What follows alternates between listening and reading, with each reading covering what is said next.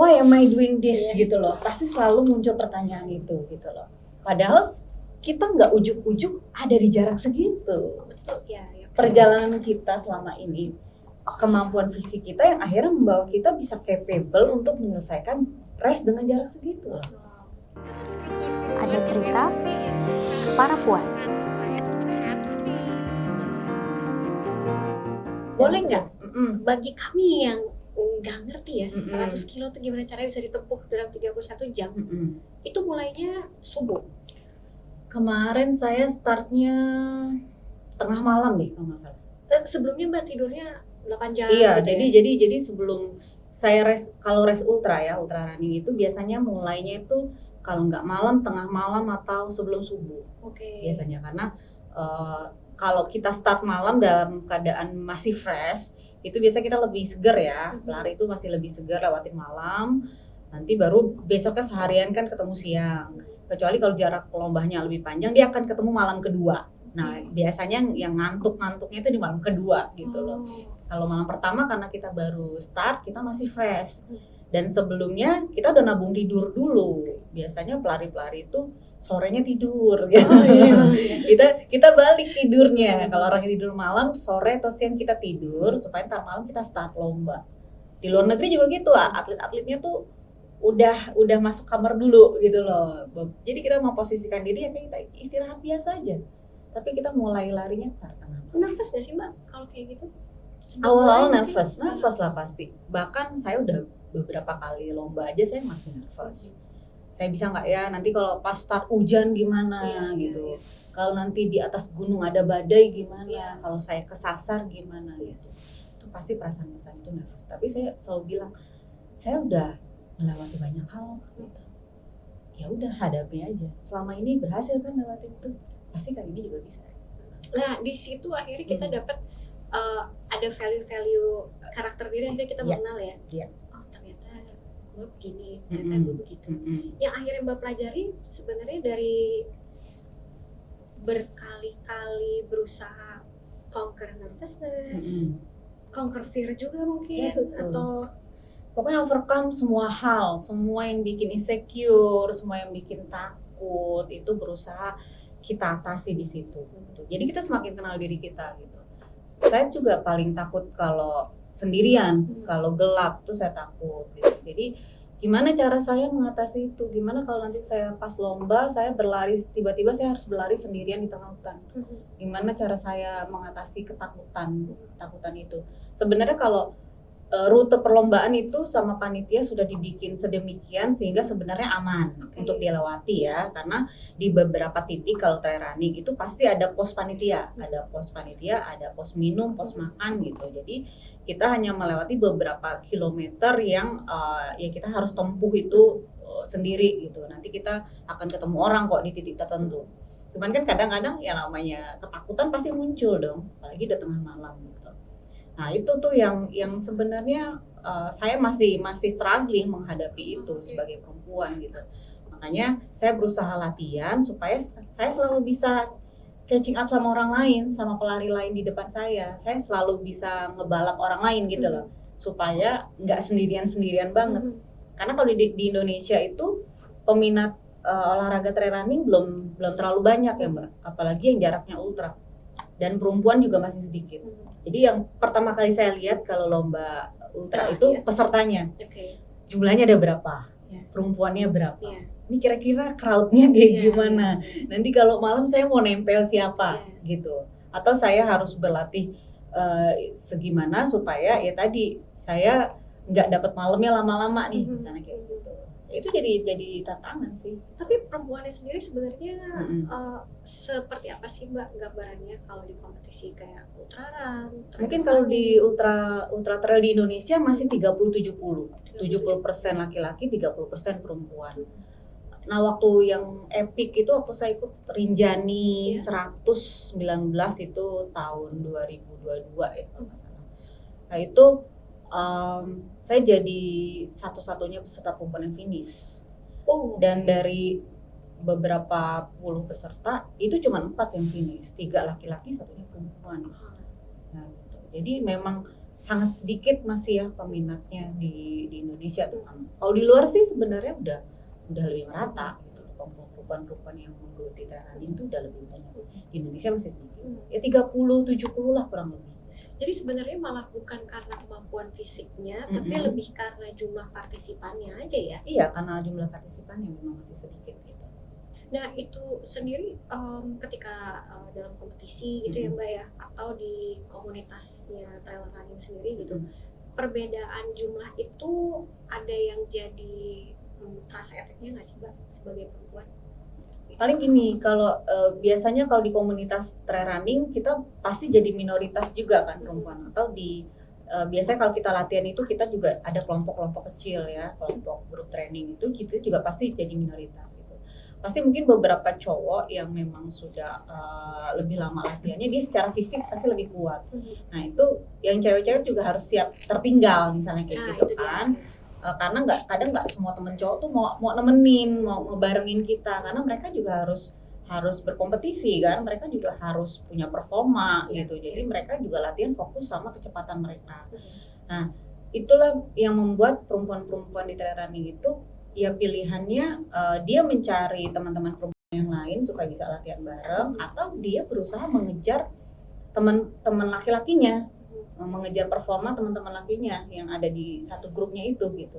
Itu jadi tantangan sih, kan kadang-kadang ada istilah kalau cewek latihan bareng cowok di trail running itu biasanya memang ya dia punya mental juara gitu loh. Karena teman latihannya aja pengen dia kalahkan, pengen dia kejar gitu. Kayak gitu. Ya sebenarnya motivasinya kita nggak pengen sendirian gitu. Kita kan pengen selalu ada teman kalau bisa gitu. Kecuali mungkin beberapa teman-teman perempuan yang ya dia comfort aja sendirian di tengah hutan, mau malam maupun siang. Ada juga sih yang teman-teman yang mentalnya luar biasa, beberapa ada juga gitu loh. Mbak, ini sebenarnya paralel jadi kayak kehidupan perempuan sehari-hari ya. Ini nggak sih kadang-kadang kita kalau mau mencapai sesuatu ada yang ya udah gue sendiri aja bisa gitu ya. Tapi ada yang memang dia butuh orang lain. Dia butuh teman ya, butuh nemenin di sepanjang perjalanan. Ada yang mau temenin, ada yang enggak. Kalaupun kita mau nempel, berarti kita jadinya harus berkompetisi. Kurang lebih sama. Itu mirip banget. Iya, harus kayak gitu. Jadi sebenarnya kayak ya lessonnya banyak banget gitu loh. Kalau kamu mau ada temen ya kamu harus bisa speednya bisa menyamai dia gitu loh. Kamu juga harus berlatih sama kerasnya sama dia. Atau kalau kamu nggak ingin bergantung sama orang lain, kamu harus nyaman dengan diri kamu sendiri. Mau cepat, mau lambat, ya mau apapun yang kamu temui, ya kamu harus merasa aman dengan diri kamu sendiri gitu. Wow. Mbak, dengan semua waktu dan effort yang dicurahkan ya untuk jadi trail runner, tapi lalu Mbak masih punya pekerjaan juga sebagai dokter gigi gitu ya. Itu bagaimana balancing happiness dalam kehidupannya Mbak Dia sih?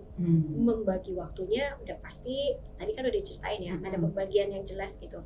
Tapi pernah terpikir nggak sih kayaknya ternyata aku lebih menikmati yang ini, mungkin yang satunya harus aku put on hold, atau memang di Mbak Dia konsepnya itu adalah gimana caranya dua-duanya jalanin atau kayak gimana Mbak?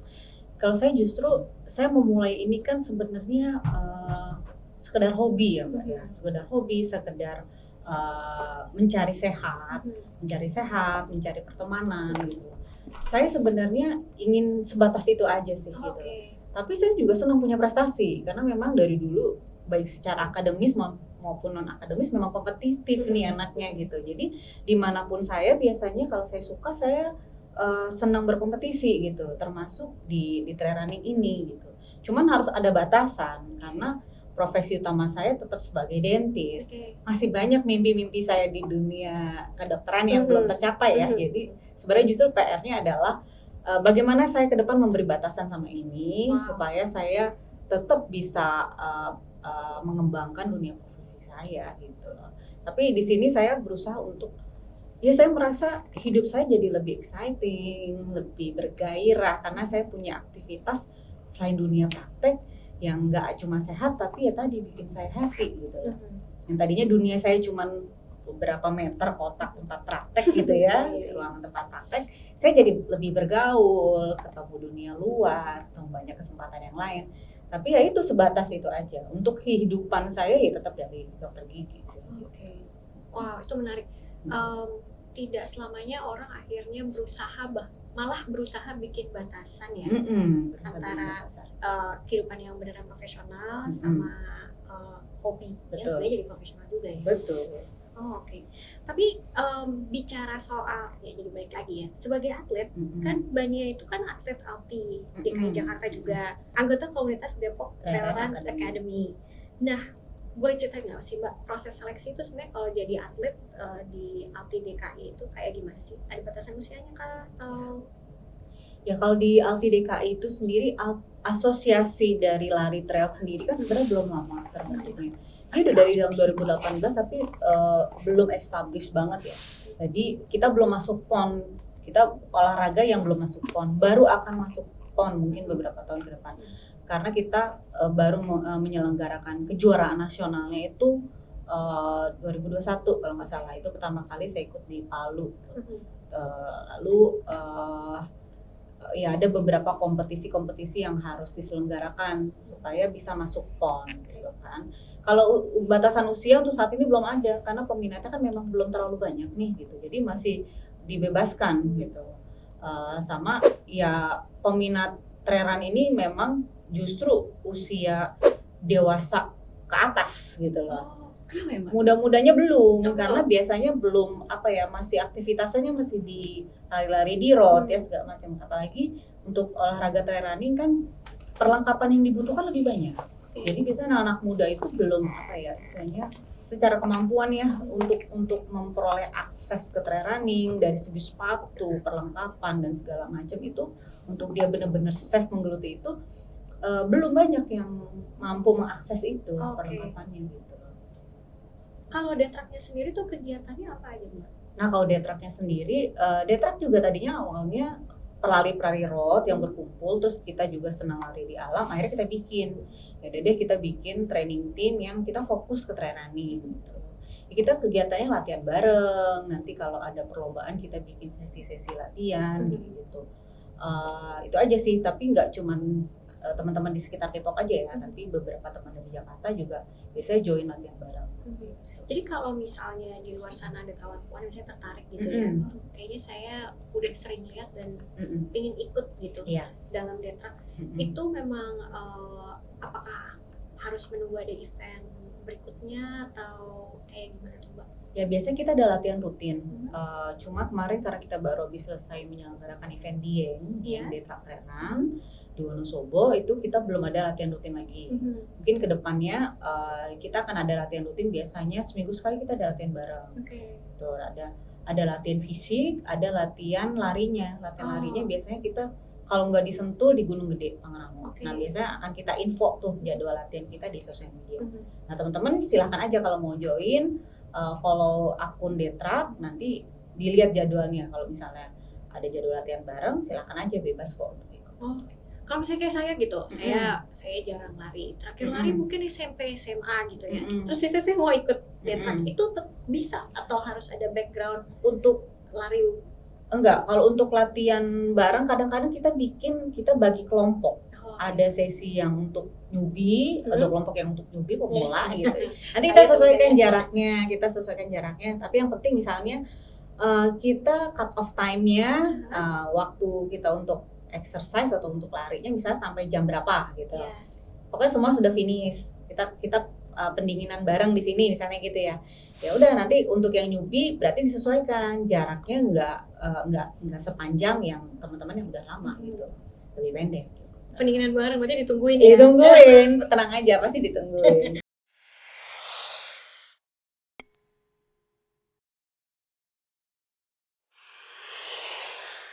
Nah kalau misalnya event berikutnya berarti kira-kira kita bisa menantikannya tuh dalam waktu dekat kira-kira kapan tuh? Mungkin September ke atas lah kita baru bisa latihan bareng. Jadi kalau misalnya akhirnya ada yang mau ikutan bisa banget follow di Instagram. Betul.